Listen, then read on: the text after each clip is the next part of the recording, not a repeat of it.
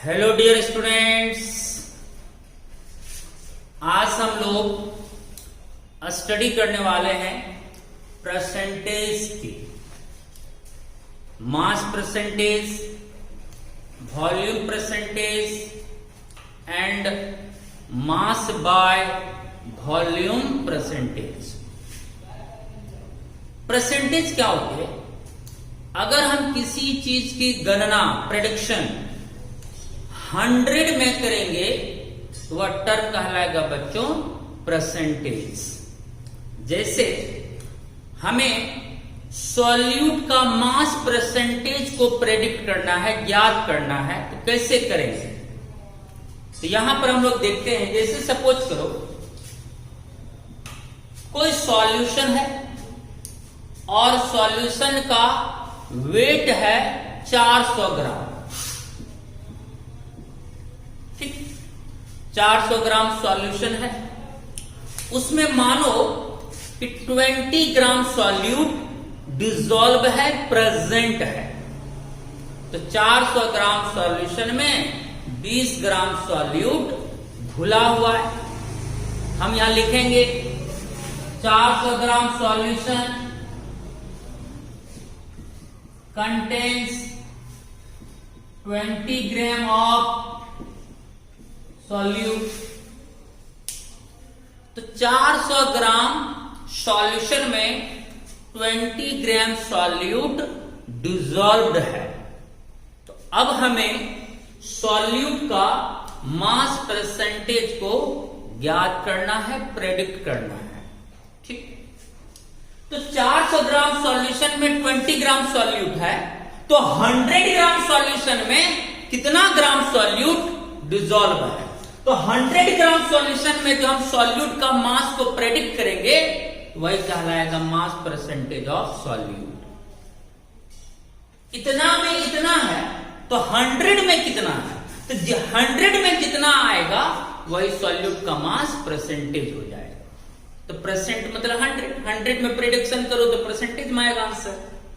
जैसे since 400 gram of solution contains 20 gram of solute, therefore इसलिए 100 gram of solution contains.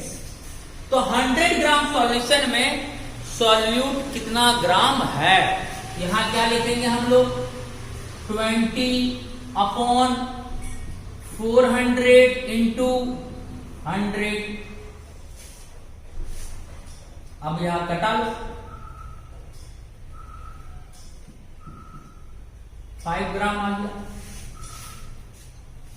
इसका अर्थ हुआ कि 100 ग्राम सॉल्यूशन में सॉल्यूट की जितनी मात्रा प्रेजेंट होती है वही कहलाता है सॉल्यूट का मास परसेंटेज। इससे एक सूत्र भी आ गया सॉल्यूट का मास परसेंटेज निकालने का। देखो 20 अपन 400, तो 20 किसका मास हुआ? सॉल्यूट का। ऊपर में लिखेंगे मास ऑफ सॉल्यूट अपॉन 400 किसका है? सॉल्यूशन का मास। तो लिखेंगे नीचे में मास ऑफ सॉल्यूशन इंटू 100। तो मास परसेंटेज सॉल्यूट का जब प्रेडिक्ट करेंगे तो वहां एक फॉर्मूला भी हम अप्लाई कर सकते हैं, wait of solute upon weight of solution into 100। बहुत सिंपल है। तो सॉल्यूट का मास परसेंटेज प्रेडिक्ट होगा। तो मास परसेंटेज का अर्थ समझ गए कि 100 ग्राम सॉल्यूशन में जितना ग्राम सॉल्यूट प्रेजेंट होगा वही उसका मास परसेंटेज कहलाएगा। 100 में हमेशा प्रेडिक्शन होता है परसेंटेज का। चलिए अब हम लोग इसको आगे देखते हैं।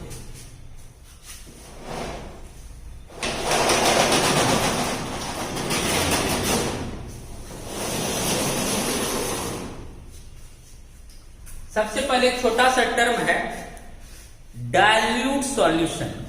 डाइल्यूट मीन्स पतला। जैसे आपने शरबत बनाई, वाटर बहुत ज्यादा ले लिए और उसमें शुगर बहुत कम डाली, यहां क्या हुआ, वाटर ज्यादा है, चीनी कम है, सॉल्वेंट ज्यादा है, सॉल्यूट कम है।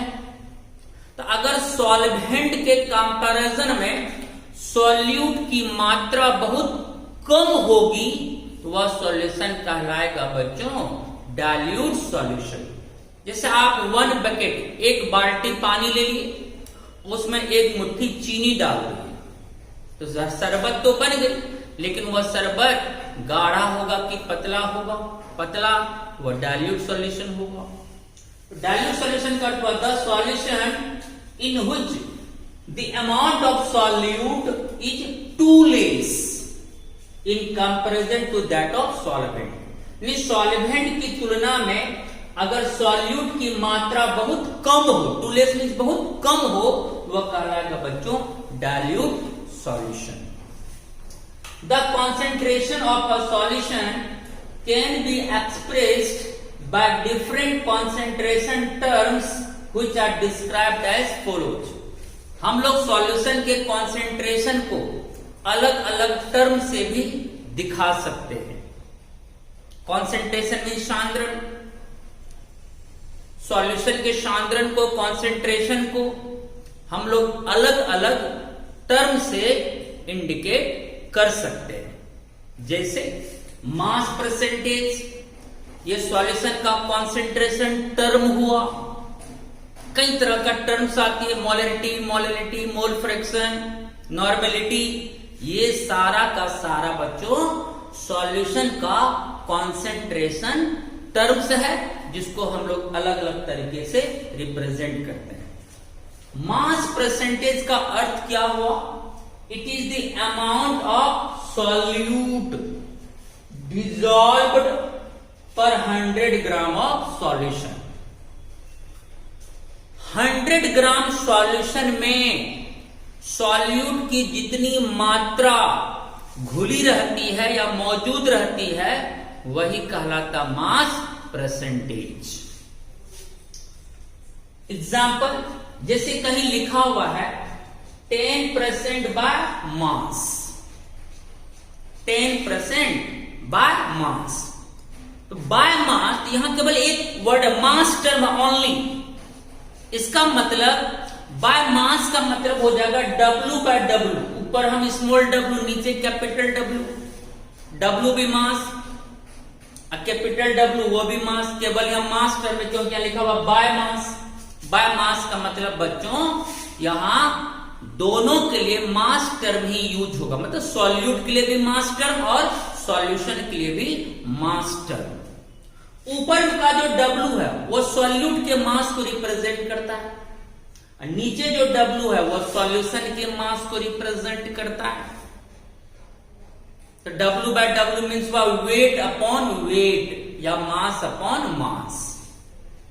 तो 10% बाय मास, आप न्यूमेरिकल्स बना रहे हो, कहीं पर ये टर्म आ गया 10% बाय मास, इसका अर्थ हो जाएगा बच्चों 10% by mass of NaCl means, इसका अर्थ होगा, देखो परसेंटेज के साथ जो भी अंक होगा, जैसे यहां परसेंट के साथ क्या है 10, ये जो 10 है ये मास हो जाएगा सॉल्यूट का, और यहां जो परसेंट है वो मास हो जाएगा सॉल्यूशन का। तो 10% का मतलब हो जाएगा 10 gram of solute dissolved in 100 gram of solution. 10% by mass का अर्थ बोलो, परसेंट के साथ जो अंक होता है वो किसके लिए यूज होता है, सॉल्यूट के लिए। तो परसेंट के साथ यहां 10 है, वो मास हो गया सॉल्यूट का। तो 10 gram of solute dissolved in, percent है तो 100 ग्राम ऑफ सॉल्यूशन। उसी तरह मान लो रहेगा 5% बाय मास, तो 5 gram of solute dissolved in 100 gram of solution.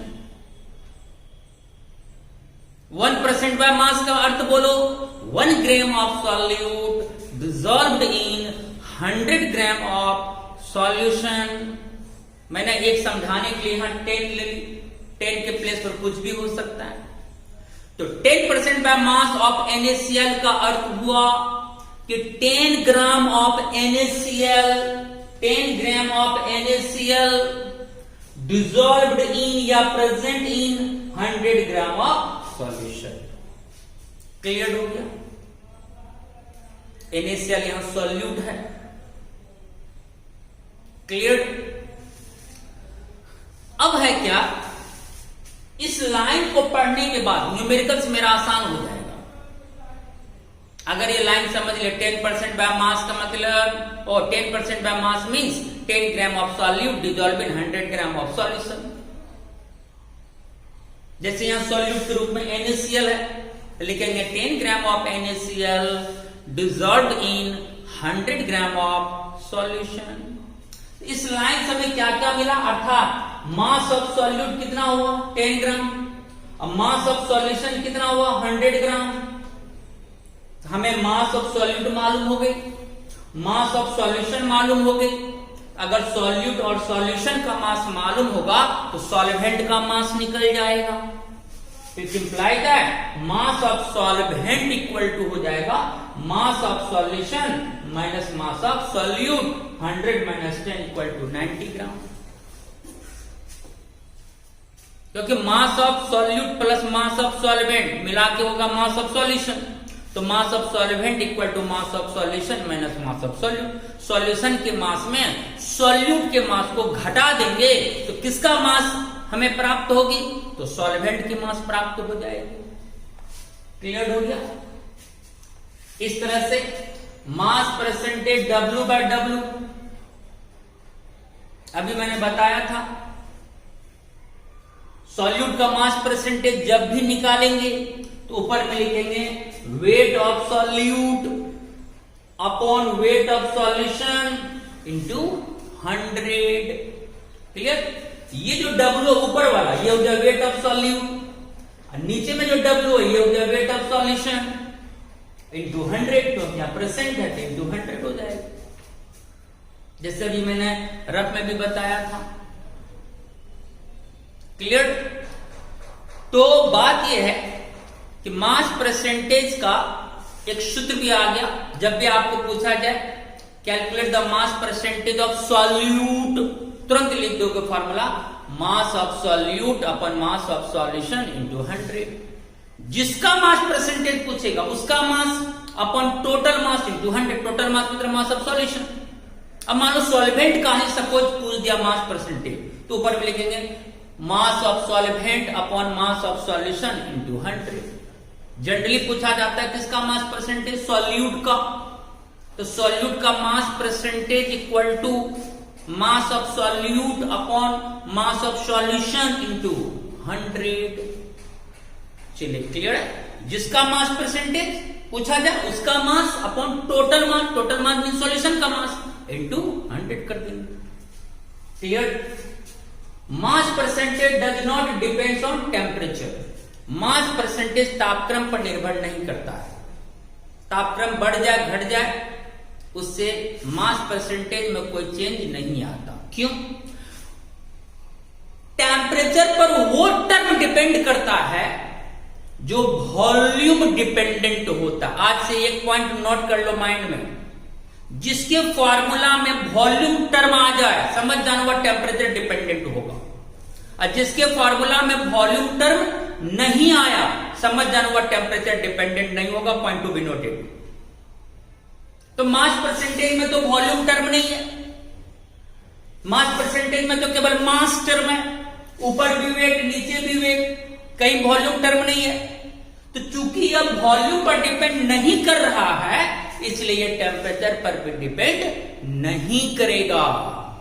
Objective question बनाने में आपको सहूलियत होगी कि कौन इसमें टेम्परेचर डिपेंडेंट है कौन नहीं है। खाली माइंड में रखना है किसमें वॉल्यूम टर्म है किसमें वॉल्यूम टर्म नहीं है। जिसमें वॉल्यूम टर्म नहीं है वो टेम्परेचर पर डिपेंड नहीं करेगा। इसलिए mass percentage does not depend on temperature. Clear? उसी तरह वॉल्यूम परसेंटेज, यहां भी एक टर्म है वॉल्यूम परसेंटेज, यहां भी सॉल्यूट के लिए वॉल्यूम टर्म यूज होगा और सॉल्यूशन के लिए भी वॉल्यूम टर्म यूज होगा। जैसे यहां मास परसेंटेज में सॉल्यूट का मास भी ग्राम में लिया जाता है, सॉल्यूशन का मास भी ग्राम में लिया जाता है, सीजीएस मात्रक। उसी तरह वॉल्यूम में भी बच्चों सीजीएस मात्रक यूज होगा, एमएल, मिली लीटर। क्लियर? तो वॉल्यूम परसेंटेज क्या होगा कि 100 ml सॉल्यूशन में सॉल्यूट का जितना ml डिसॉल्व होगा वही कहलाएगा वॉल्यूम परसेंटेज। जैसे मास परसेंटेज में क्या था, 100 ग्राम सॉल्यूशन में जितना ग्राम सॉल्यूट का डिसॉल्व है वो हो गया उसका मास परसेंटेज। उसी तरह वॉल्यूम परसेंटेज है, तो ध्यान रखना वॉल्यूम है, यहां ग्राम के प्लेस पर ml यूज करेंगे। 100 ml सॉल्यूशन में कितना ml सॉल्यूट का डिसॉल्व है, तो 100 ml सॉल्यूशन में जितना ml सॉल्यूट का प्रेजेंट होगा वही उसका वॉल्यूम परसेंटेज होगा। It is defined as volume of solute, ml में यूज होगा, volume of solute dissolved per 100 ml of solution. जैसे लिखा हुआ 10% by volume of ethanol, by volume केवल वॉल्यूम टर्म है, इसलिए ऊपर में भी नीचे में भी होगा। ऊपर वाला भी हुआ वॉल्यूम ऑफ सॉल्यूट, नीचे वाला भी हुआ वॉल्यूम ऑफ सॉल्यूशन। तो 10% बाय वॉल्यूम ऑफ इथेनॉल का अर्थ क्या हुआ, परसेंट के साथ जो अंक है वो सॉल्यूट के लिए यूज होता है, तो ये 10 हो गया सॉल्यूट का वॉल्यूम, या लिखेंगे 10 ml ऑफ सॉल्यूट। तो 10% बाय वॉल्यूम का अर्थ हुआ बच्चों 10 ml of solute dissolved in 100 ml of solution. जब मास रहेगा तो वहां 10 ग्राम लिखेगा, जब वॉल्यूम रहेगा तो वहां 10 ml यूज करेंगे। तो 10% बाय वॉल्यूम है, तो 10 ml of solute dissolved in 100 ml of solution. अगर सॉल्यूट इथेनॉल है तो वहां लिखेंगे बच्चों 10 ml of ethanol dissolved in 100 ml of solution. आसान है। इस लाइन को समझने से क्या क्या प्राप्त हुई, यही प्राप्त हुई कि सॉल्यूट जो कि यहां इथेनॉल है उसका volume 10 ml, volume of solute 10 ml, volume of solution कितना 100 ml, तो वॉल्यूम ऑफ सॉल्वेंट निकल जाएगा बच्चों। तो वॉल्यूम ऑफ सॉल्यूशन में वॉल्यूम ऑफ सॉल्यूट को सब्सट्रैक्ट कर देंगे, माइनस कर देंगे, तो वॉल्यूम ऑफ सॉल्वेंट निकल जाएगा। 100 माइनस 10 90 ml यहां सॉल्वेंट हो जाएगा। क्लियर? अब बताओ ये टेम्परेचर पर डिपेंड करेगा कि नहीं? वॉल्यूम परसेंटेज टेम्परेचर पर डिपेंड करेगा कि नहीं? करेगा, क्योंकि इसमें तो वॉल्यूम टर्म है। जिसमें वॉल्यूम टर्म होगा वो टेम्परेचर डिपेंडेंट होगा, जिसमें नहीं होगा वो टेम्परेचर इंडिपेंडेंट होगा। इसका मतलब इट डिपेंड्स ऑन टेम्परेचर। क्यों? Because it is volume dependent. Clear हो गया? इसका फॉर्मूला क्या होगा? वही बाय वॉल्यूम है, हमें वॉल्यूम परसेंटेज प्रेडिक्ट करना है सॉल्यूट का, तो जिसका प्रेडिक्ट करना है उसका volume upon total volume into 100। हमें वॉल्यूम परसेंटेज सॉल्यूट का प्रेडिक्ट करना है, तो ऊपर में होगा volume of solute upon volume of solution into 100। Clear है? जिसका भी परसेंटेज प्रेडिक्ट करना हो उसका वोटर अपॉन टोटल इनटू 100 कर देना है। क्लियर है? चलिए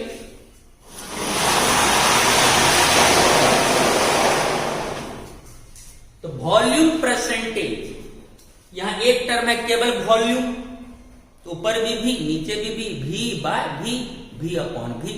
ऊपर वाला भी सॉल्यूट का और नीचे वाला भी सॉल्यूशन का, तो volume of solute upon volume of solution into 100। Clear हो गया? अब वॉल्यूम हमेशा किसमें लेंगे बच्चों? ml। क्लियर? अब नेक्स्ट टर्म है मास बाय वॉल्यूम परसेंटेज। देखो पहला हम लोगों ने क्या पढ़ा? Mass percentage W/W। दूसरा क्या पढ़ा? Volume percentage V/V। अब क्या पढ़ रहे हैं? मास बाय वॉल्यूम परसेंटेज। यहां दो टर्म आ गए, मास बाय वॉल्यूम, इसका मतलब मास अपॉन वॉल्यूम, यानी W अपॉन V हो जाएगा, W अपॉन V, क्योंकि मास बाय वॉल्यूम है यहां। तो मास by volume means mass upon volume, तो W अपॉन V। तो मास बाय वॉल्यूम परसेंटेज का मतलब क्या होगा, ऊपर में W नीचे में V, ऊपर वाला टर्म तो सॉल्यूट के लिए यूज होता है, यानी सॉल्यूट के लिए मास टर्म यूज होगा और सॉल्यूशन के लिए वॉल्यूम टर्म यूज होगा। तो 100 ml, क्योंकि यहां वॉल्यूम है नीचे में, तो 100 ml सॉल्यूशन में कितना ग्राम सॉल्यूट प्रेजेंट है। तो 100 ml सॉल्यूशन में जितना ग्राम सॉल्यूट का डिसॉल्व रहता है वही उसका मास बाय वॉल्यूम परसेंटेज कहलाता है। Clear? It is defined as mass of solute. Mass of solute, solute के यहां मास क्यों यूज हुआ, क्योंकि लिखा हुआ मास बाय वॉल्यूम, अर्थात मास अपॉन वॉल्यूम। ऊपर वाला टर्म सॉल्यूट का, नीचे वाला टर्म सॉल्यूशन का। तो सॉल्यूट के लिए यहां मास टर्म यूज हो रहा है, सॉल्यूशन के लिए वॉल्यूम टर्म यूज हो रहा है, इसलिए बोलेंगे मास ऑफ सॉल्यूट डिसॉल्व पर 100 ml ऑफ सॉल्यूशन। ओके, जैसे कहीं लिखा हुआ 0.16% ऑफ NaCl सॉल्यूशन W/V। तो परसेंट के साथ कितना अंक है 0.16, वो तो सॉल्यूट के लिए यूज होता है, और सॉल्यूट के लिए यहां W टर्म यूज हो रहा है, यानी मास टर्म। तो 0.16 के साथ ग्राम यूज करेंगे, इसका अर्थ हो जाएगा 0.16 ग्राम of NaCl dissolved in 100 ml of solution. Clear हो गया? यहां सॉल्वेंट का कुछ नहीं यहां निकलेगा, क्योंकि यहां एक लिए मास टर्म है, एक लिए वॉल्यूम टर्म है, इसमें तो सब्सट्रैक्ट होगा नहीं। मास में मास घटा सकते हैं, वॉल्यूम में वॉल्यूम घटा सकते हैं, लेकिन यहां तो एक मास टर्म है, एक वॉल्यूम टर्म है, इसलिए यहां सॉल्वेंट का यूज नहीं होगा। अब यहां फॉर्मूला क्या होगा, mass by volume percentage W/V equal to W हुआ वेट, ऊपर में लिखो weight of solute, upon V हुआ नीचे में वॉल्यूम, तो लिखो वॉल्यूम ऑफ सॉल्यूशन इनटू 100। अब बताओ मास बाय वॉल्यूम में वॉल्यूम टर्म आया, यानी इसका तो रिलेशन वॉल्यूम से है, ये वॉल्यूम डिपेंडेंट है, और जो वॉल्यूम डिपेंडेंट हुआ temperature dependent. It depends on temperature because it is volume dependent. इतना आसान था। तो आज हम लोग न्यूमेरिकल टिप्स पढ़े, न्यूमेरिकल्स बनाने में इसका सहयोग होगा बच्चों। क्या सब पढ़े एक बार बोलो, mass percentage W/W, volume percentage V/V, mass by volume percentage mass by V यानी W/V। कितना आसान तो है, क्लियर है कॉन्सेप्ट। ओके, तो मास परसेंटेज का क्या 100 ग्राम सॉल्यूशन में कितना ग्राम सॉल्यूट डिसॉल्व है, वॉल्यूम परसेंटेज का अर्थ 100 ml सॉल्यूशन में कितना ml सॉल्यूट डिसॉल्व है, और मास बाय वॉल्यूम परसेंटेज का अर्थ कि 100 ml सॉल्यूशन में कितना ग्राम सॉल्यूट डिसॉल्व है। अब फिर से बोलो 2% बाय मास का अर्थ क्या होगा, जल्दी। बाय मास केवल यहां मास टर्म है, तो 2% बाय मास का अर्थ 2 gram of solute dissolved in 100 gram of solution, और सॉल्वेंट का मास होगा 100 - 2 98 ग्राम।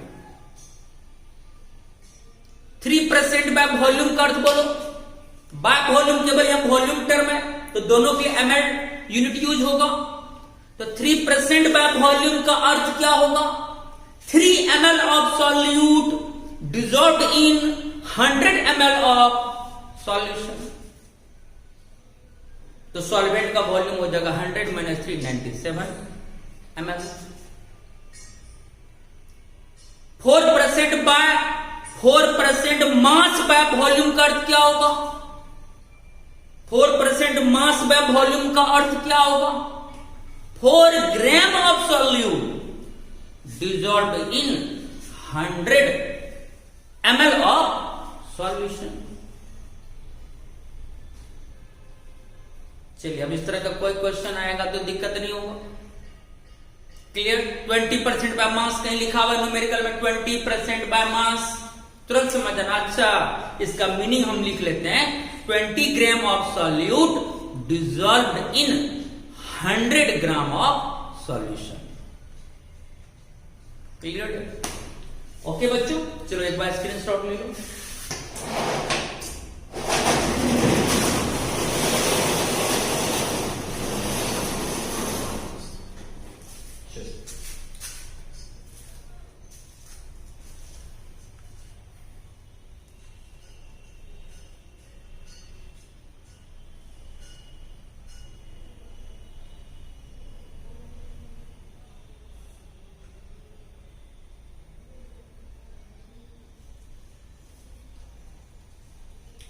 चलिए, इस बोर्ड का भी ले लीजिए।